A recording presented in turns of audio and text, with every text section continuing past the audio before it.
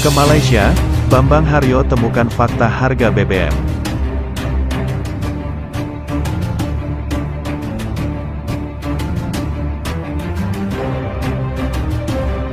Setelah saya melihat langsung di Kinabalu di Malaysia yang harganya juga sama dengan harga yang ada di Kuala Lumpur dan jumlahnya mereka berlebih-lebih, jadi tidak pernah satu kali pun mengalami kesulitan atau kekurangan daripada BBM, terutama BBM subsidi, dan harganya tetap adalah RM2.05.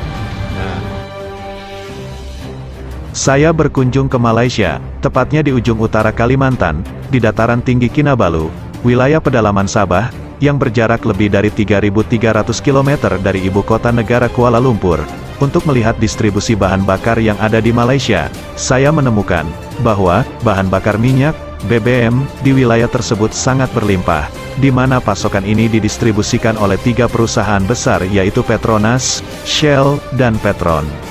Pada saat saya melakukan observasi, terlihat bahwa harga dari bahan bakar tersebut sama persis dengan yang saya lihat bulan lalu di Kuala Lumpur, yaitu sebesar Rp2,05, atau setara dengan Rp6.700 untuk oktan 95 yang disubsidi di Malaysia, di mana harga ini jauh lebih murah dari Pertalite oktan 90 yang disubsidi di Indonesia, yaitu sebesar Rp10.000 saat ini.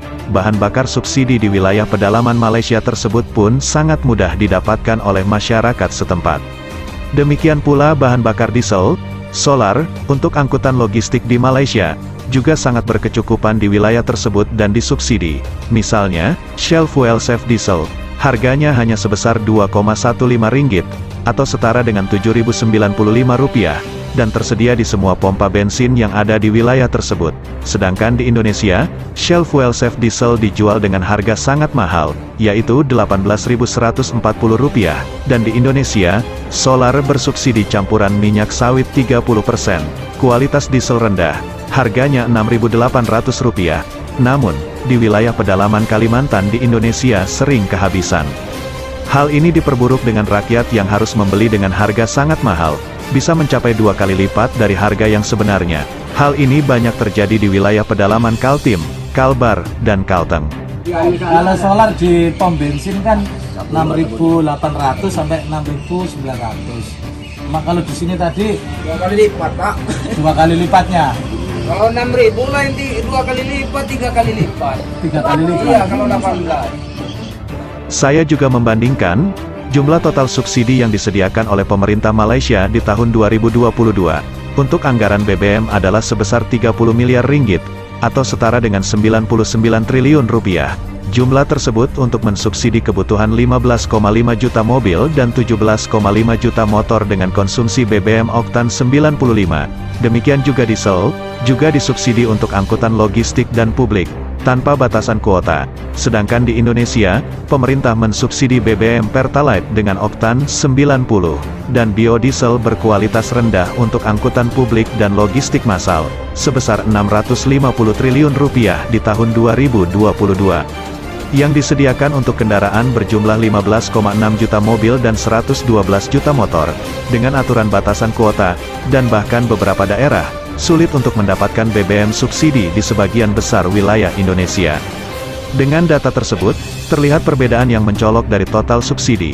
Padahal, jumlah kendaraan mobil di Malaysia dengan Indonesia hampir sama, tetapi, kualitas BBM yang disubsidi di Malaysia jauh lebih baik, serta tanpa batasan kuota dan mudah untuk mendapatkan BBM subsidi tersebut. Sehingga, dapat dikatakan, total anggaran nilai subsidi yang ada di Indonesia dengan tingkat pelayanan jauh di bawah Malaysia, adalah tidak masuk akal, dan sudah sepatutnya, Pertamina harus diaudit oleh lembaga independen. Banyak rumor di Indonesia, murahnya harga BBM subsidi di Malaysia karena Malaysia dikatakan sebagai negara pengekspor minyak.